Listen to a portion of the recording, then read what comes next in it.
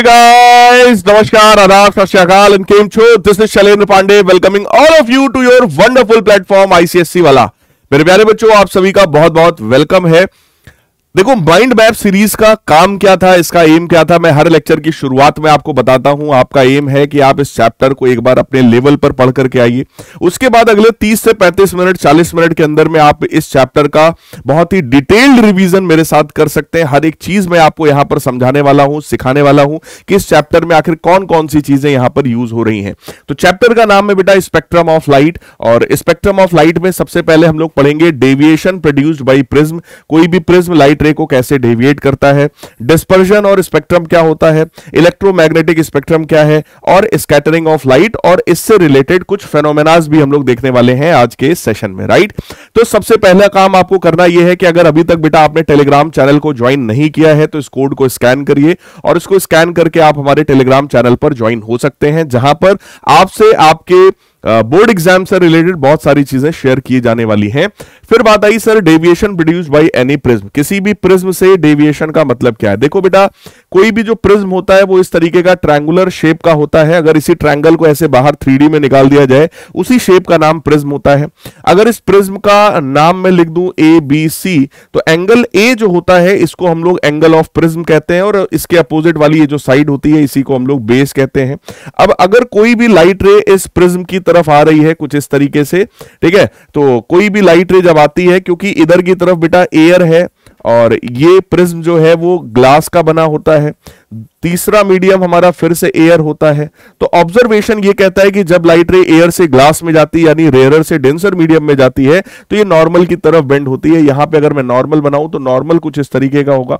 Normal का definition simple है, normal is always perpendicular, है ना, to the light ray, to the surface, sorry.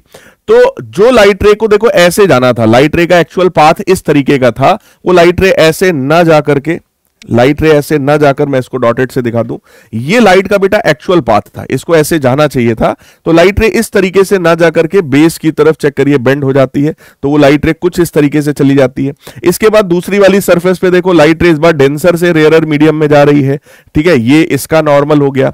ये पहला नॉर्मल था, normal to the first surface, ये हमारा normal to the second surface था, और फाइनली जो लाइट रे है वो कुछ इस तरीके से बेटा चली जाती है। यानी कि किसी भी प्रिज्म का काम हो गया आने वाली लाइट रे को अपने बेस की तरफ बेंड करा देना।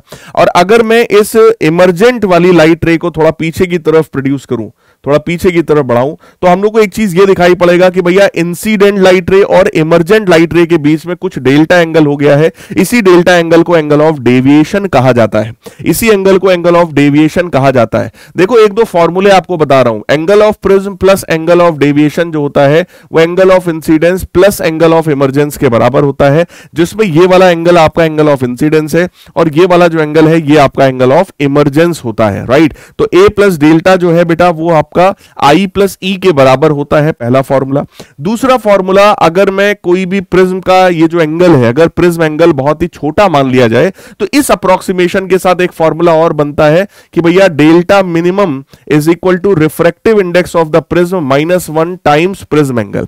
ये कंडीशन तब अप्लाई होती है जब प्रिज्म का एंगल बहुत ही छोटा होता है, यानी कि एंगल ए जब बहुत छोटा होता है तो मिनिमम डेविएशन का जो एंगल है वो हमारा रिफ्रैक्टिव इंडेक्स -1 टाइम्स प्रिज्म के बराबर होता है।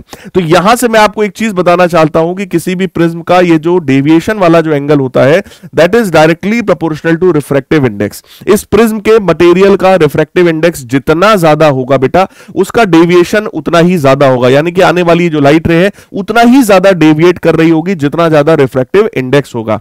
रिफ्रैक्टिव इंडेक्स जो होता है वो inversely proportional to speed of light होता है। रिफ्रैक्टिव इंडेक्स जो है वो inversely proportional to wavelength of the light होता है। यहां से हम लोग कई सारे आंसर्स को दे सकते हैं, कई सारी चीजें हम लोग यहां से इस वाले केवल फॉर्मूले से हम लोग समझ सकते हैं।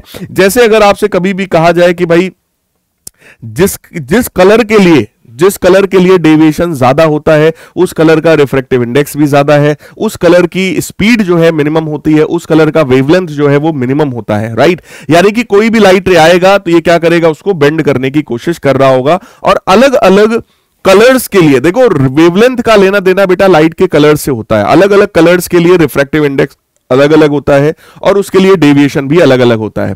यानी कि अगर इसी प्रिज्म में हम लोग व्हाइट लाइट पास करा रहे होंगे, एक डायग्राम और बनाता हूं, इसी प्रिज्म में अगर हम लोग बेटा व्हाइट लाइट बना रहे होंगे, सॉरी इसी प्रिज्म में अगर हम लोग व्हाइट लाइट बना रहे होंगे कुछ इस तरीके से, मान लो ये हमारा प्रिज्म है और इस प्रिज्म में इस बार हम लोग व्हाइट लाइट ऐसे पास करा रहे हैं।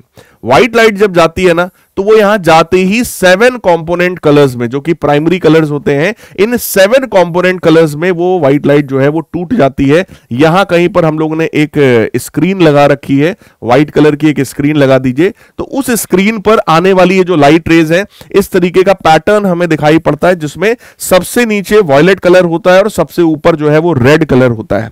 इसके सीक्वेंस की अगर मैं बात करूं तो यहां पे 7 कलर्स हैं बेटा, violet, indigo, blue, green, yellow, orange और रेड। विबग्योर, इस पैटर्न का नाम विबग्योर होता है। तो ये जो 7 कलर्स का बैंड फॉर्म हो रहा है बेटा, इसी बैंड का नाम स्पेक्ट्रम होता है। इसी को स्पेक्ट्रम ऑफ लाइट भी कहा जाता है। ठीक है, this is spectrum of light कह लो या स्पेक्ट्रम ऑफ व्हाइट लाइट कह लो या सिंपल स्पेक्ट्रम कह लो। ठीक है, इसी 7 कलर्स के सीक्वेंस को, जिसको विबग्योर कहा जाता है, violet, indigo, blue, green, yellow, orange, red, इसी को स्पेक्ट्रम कहते हैं। यहां पर जो लाइट हम लोगों ने इंसिडेंट कराई थी बेटा, ये हमारी व्हाइट लाइट होती है। व्हाइट लाइट को आप सनलाइट भी कह सकते हैं, क्योंकि सन की लाइट में बेटा सारे कलर्स होते हैं, क्योंकि उसमें बहुत सारे वेवलेंथ्स होते हैं। अब अगर मैं विजिबल लाइट की बात करूं, जो हम लोगों को दिखाई पड़ती है, जो कलर वगैरह हम लोग को जो दिख रहे हैं, इनका वेवलेंथ बेटा 4000 एंगस्ट्रॉम से 7000 एंगस्ट्रॉम के बीच में होता है। यानी 4000 से 7000 एंगस्ट्रॉम की लाइट यहां पर आई थी, और क्योंकि अलग अलग वेवलेंथ था, अलग अलग वेवलेंथ के लिए रिफ्रैक्टिव इंडेक्स अलग अलग होता है, ठीक है, डेविएशन भी अलग अलग होता है। तो आपको दिख रहा होगा कि अलग अलग कलर अपने हिसाब से भैया डेविएट होते चले गए हैं। और अगर हम लोग यहां से ऑब्जर्व करें तो सबसे कम डेविएशन का जो एंगल है वो रेड के लिए है, सबसे ज्यादा डेविएशन का जो एंगल है वो वॉयलेट के लिए है। यानी कि डेविएशन मैक्सिमम किसके लिए हुआ है बेटा? डेविएशन मैक्सिमम किसके लिए हुआ है? वॉयलेट के लिए। मैं यहां पे लिखना चाहूंगा, ठीक है, मैक्सिमम डेविएशन, मैक्सिमम डेविएशन किसके लिए हुआ है? वॉयलेट कलर के लिए हुआ है। और सबसे कम डेविएशन जो है वो किसका हुआ है बेटा? रेड कलर का हुआ है। तो डेल्टा मिनिमम अगर कोई पूछे तो that is for the red colour. अब यहां पर आप इस चीज को, इस लॉजिक को समझना, अगर डेविएशन वॉयलेट का मैक्सिमम है तो रिफ्रैक्टिव इंडेक्स भी वॉयलेट का ही मैक्सिमम होगा। तो बेटा रिफ्रैक्टिव इंडेक्स कोई पूछे मैक्सिमम किसका है, तो आपको कहना चाहिए सर वो वॉयलेट का है। और अगर कोई कहे मिनिमम रिफ्रैक्टिव इंडेक्स बता दो किसका होगा, mu minimum, so that is for the red colour. ठीक है जी। अगला कॉन्सेप्ट देखो, अगर डेविएशन वॉयलेट का सबसे ज्यादा है, रिफ्रैक्टिव इंडेक्स वॉयलेट का सबसे ज्यादा है, तो स्पीड वॉयलेट की सबसे कम होगी। तो स्पीड और वेवलेंथ दोनों ही वॉयलेट की सबसे कम हो जाएगी। यानी कि अगर मैं आपसे कहूं कि भैया मिनिमम स्पीड बता दो और मिनिमम आप वेवलेंथ भी बता दो, तो ये दोनों ही चीजें किसके लिए होंगी? वॉयलेट के लिए होंगी।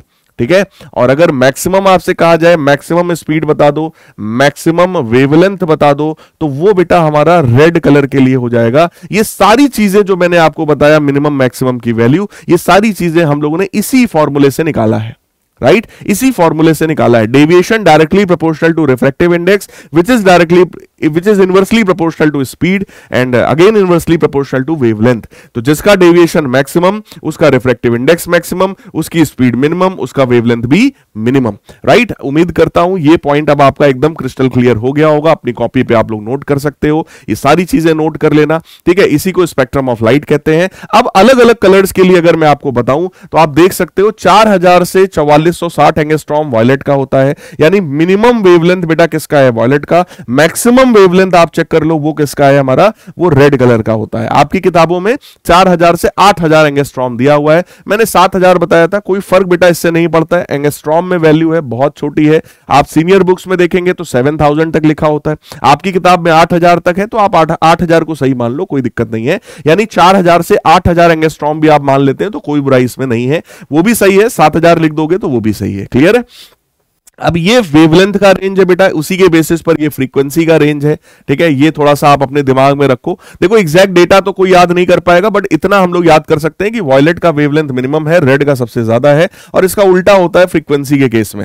अगर वेवलेंथ मिनिमम है तो फ्रीक्वेंसी मैक्सिमम होगी, और अगर वेवलेंथ मैक्सिमम है तो फ्रीक्वेंसी बेटा मिनिमम हो जाएगी। तो थोड़ा इतना अंदाजा तो आप लोग लगा ही सकते हैं। फिर न्यूटन साहब का एक्सपेरिमेंट, न्यूटन साहब ने यह बताया कि कोई भी व्हाइट लाइट को अगर हम पास करेंगे तो वो 7 कॉम्पोनेंट कलर्स में टूट जाएगा, जिसमें सबसे नीचे वॉयलेट, सबसे ऊपर रेड होगा, ये सब मैं आपको बता चुका हूं।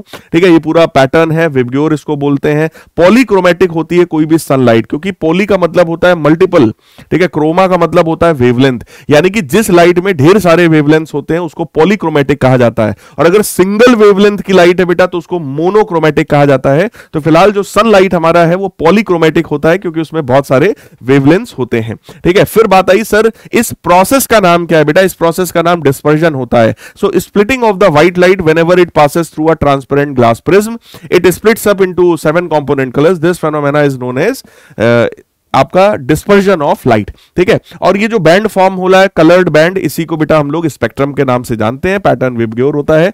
फिर इसके बाद इलेक्ट्रोमैग्नेटिक स्पेक्ट्रम की बात कर रहे हैं कि आपके सनलाइट में और कौन कौन से कंपोनेंट्स होते हैं। बेटा सनलाइट में गामा रेज हैं, एक्स रेज हैं, अल्ट्रावायलेट रेज हैं, विजिबल लाइट है, इंफ्रारेड रेडिएशंस है, माइक्रोवेव्स हैं और रेडियो वेव्स हैं। ठीक है, ये पूरा इसका एक सीक्वेंस होता है। इसको याद करने के लिए मैंने आप सभी को बैच में यानी विक्ट्री बैच में एक पैटर्न भी बताया था, एक ट्रिपल एस आप सभी को सिखाया था।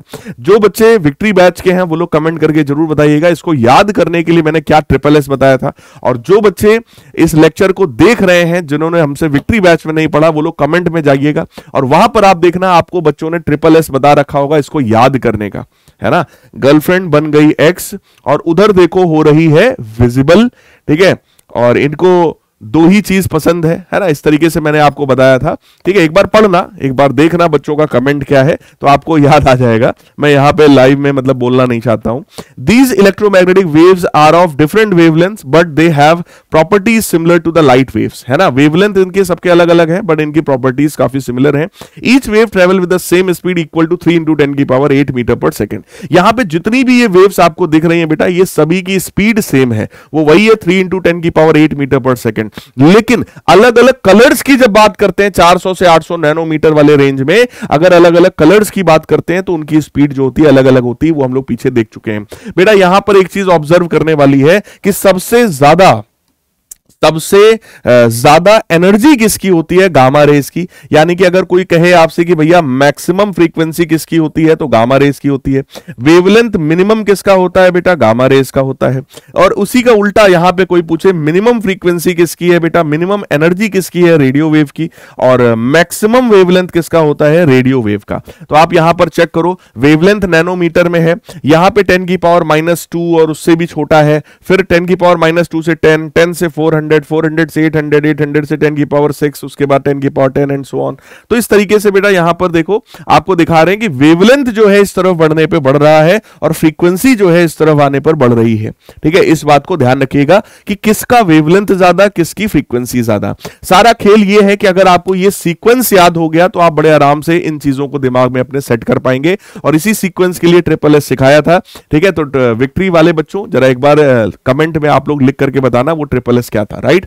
फिर यहां पर बेटा आपको अब अलग अलग जो आपकी वेव्स हैं उन सभी के बारे में, वेवलेंथ कितना है, उनके डिस्कवरर कौन है, सोर्स उनका क्या था, मेथड ऑफ डिटेक्शन क्या है, ये आप सभी को रीड करना है। ये आपके होमवर्क का काम है। मैंने यहां पे पूरा का पूरा टेबल जो है वो ऐड कर दिया है, आप देख लो। ठीक है, सिर्फ इसको पढ़ना है, अपने दिमाग में सेट करने की कोशिश करनी है और कुछ नहीं। इसमें समझाने वाली कोई चीज नहीं है, आप उसको रीड करिए, दिमाग में सेट करिए। गामा रेज जो है उनका जो वेवलेंथ है वो शॉर्टर देन 0.1 एंगस्ट्रॉम होता है। फ्रीक्वेंसी जो है अबव 10⁻⁹ हर्ट्ज होता है। एग्जैक्ट डेटा तो नहीं याद कर पाओगे बट अपने दिमाग में एक अप्रोक्सीमेट डेटा सेट करने की कोशिश करिए कि किसकी फ्रीक्वेंसी ज्यादा है, किसकी कम है, लगभग कितनी होती है। इस तरीके का एक पैटर्न अपने दिमाग में सेट करो। तो यहां पर देखो सबसे पहले गामा रेस की बात है, उसके बाद बेटा एक्स रेस की बात है। ठीक है, मतलब सभी के लिए यहां पे फ्रीक्वेंसी और वेवलेंथ का जो रेंज है वो रेंज यहां पे लिखा हुआ है।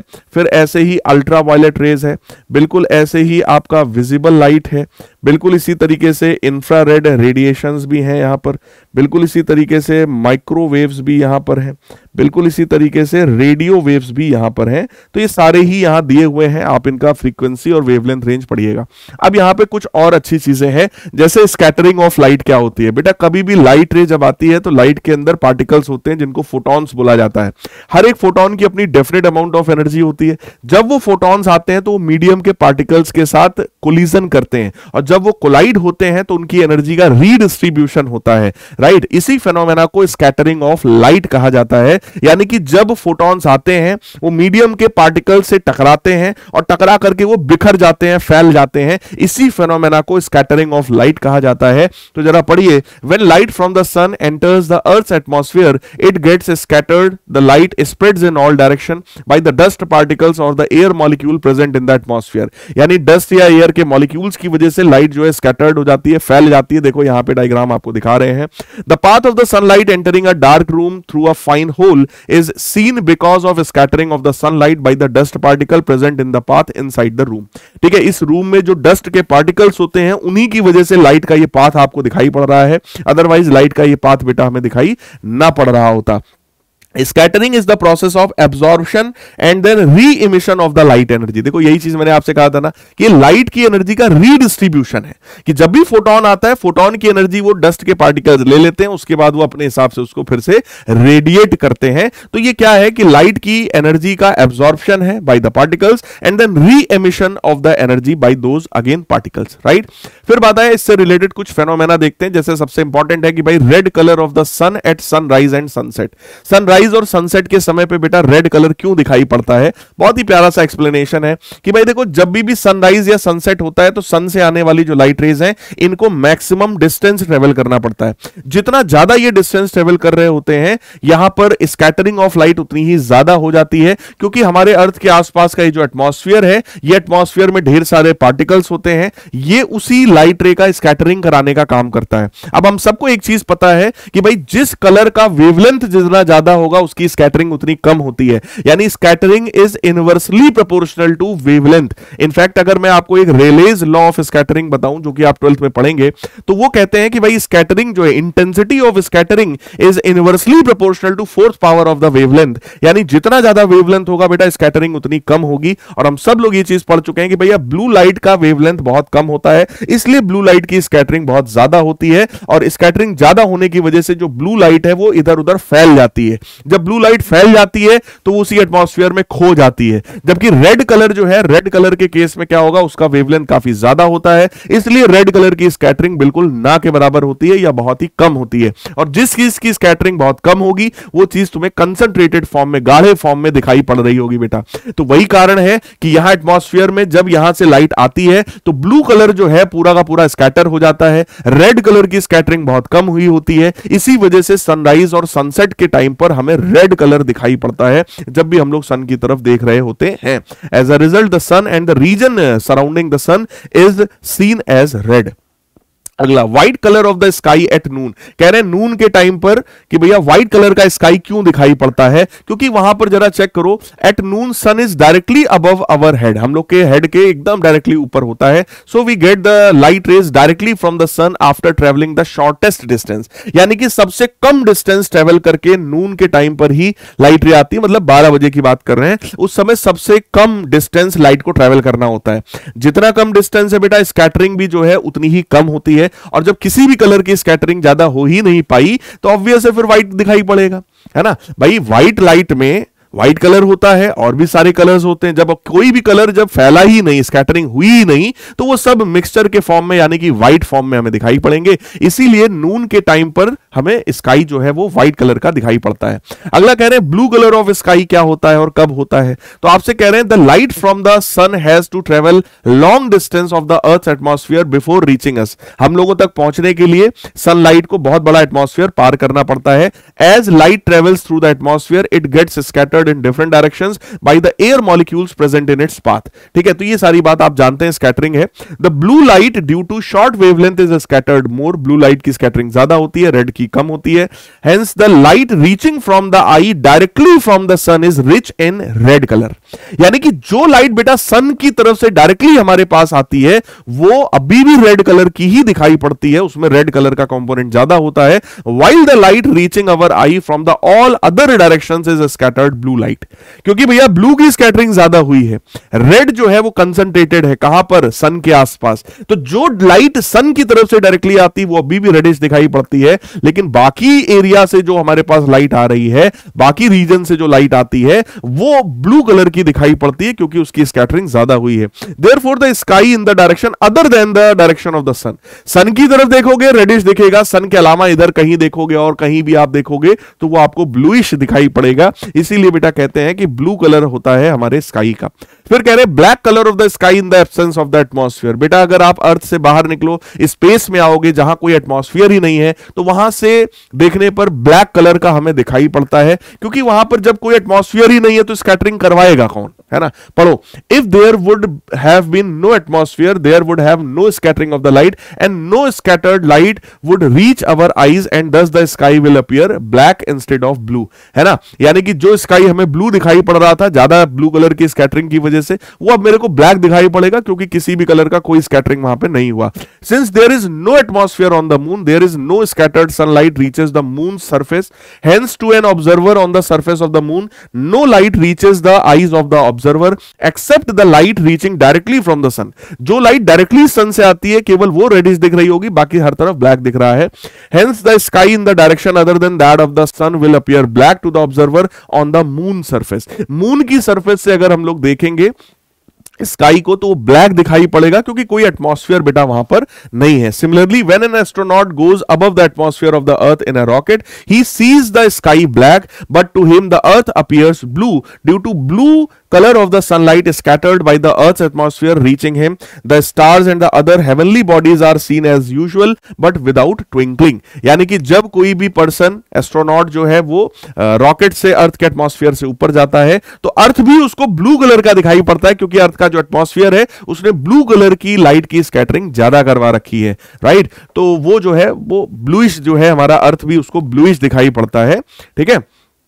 White colour of the cloud, cloud का कलर व्हाइट क्यों है? Clouds are near to the earth surface and they contain dust particle and aggregates of the water molecules of the size bigger than the wavelength of the visible light. यानी कि visible light का जो wavelength है 4000 से 8000 angstrom, उससे भी बड़े size के वहां पर डस्ट के पार्टिकल्स और वाटर के मॉलिक्यूल्स होते हैं। Therefore the dust particle and the tiny ice particles present in the cloud scatter all colours of the incident white light from sun to the same extent and hence when the scattered light reaches our eyes the cloud are seen white। कहने का मतलब क्या है? क्योंकि वहां पर जो particles हैं वो सभी की स्कैटरिंग करा रहे हैं, और जब सारे ही कलर्स की स्कैटरिंग होती है तो व्हाइट दिखाई पड़ता है, किसी कलर की कोई स्कैटरिंग नहीं होती है तो ब्लैक दिखाई पड़ता है, राइट। तो फिलहाल यहां पर सारे कलर्स की स्कैटरिंग हो रही बेटा, इसलिए यहां पर वो व्हाइट कलर का दिखाई पड़ रहा है। फिर कह रहे हैं use of red light for the danger signal. किसी भी डेंजर सिग्नल के लिए रेड कलर का हम लोग यूज करते हैं। कारण क्या है कि भैया रेड कलर की स्कैटरिंग सबसे कम होती है, क्योंकि रेड कलर का वेवलेंथ सबसे ज्यादा होता है। जितना ज्यादा वेवलेंथ स्कैटरिंग उतनी कम, और स्कैटरिंग जब कम होगी तो चाहे फॉग हो, डस्ट हो, डर्ट हो, रेड कलर बहुत दूर से आपको दिखाई पड़ता है। इसीलिए जितने भी क्रॉसिंग पे सिग्नल्स होते हैं रेड कलर का बनाते हैं, रुकने वाला है ना, खतरे का कोई सिग्नल होता है डेंजर का तो वो भी रेड से बनाते हैं, ताकि वो दूर से दिखाई पड़े, उसकी स्कैटरिंग कम से कम हो। तो चाहे फॉग हो, डस्ट हो, डर्ट हो, कुछ भी हो, दूर से दिखाई पड़ जाए भैया रेड कलर का सिग्नल है, खतरा है, रुक जाओ, है ना। तो ये सारी चीजें बेटा यहां पर जो है लिखा हुआ है। सो उम्मीद करता हूं कि ये बहुत ही क्विक सेशन था, बहुत ही छोटा सा चैप्टर था spectrum of light. Spectrum of light में बेटा इतनी ही चीजें हैं, जितना पढ़ाया है इन चीजों को अच्छे से रिवाइज करो, उस टेबल को दिमाग में सेट करो, वेवलेंथ और फ्रीक्वेंसी के रेंज को दिमाग में सेट करो, प्रिज्म का जो बेसिक चीजें हैं उन चीजों को समझने की कोशिश करो। मिलेंगे अगले माइंड मैप लेक्चर में, तब तक के लिए good bye, take care, love you all and God bless. सभी लोग कमेंट करके जरूर बताइएगा ये सेशन आप सभी को कैसा लगा।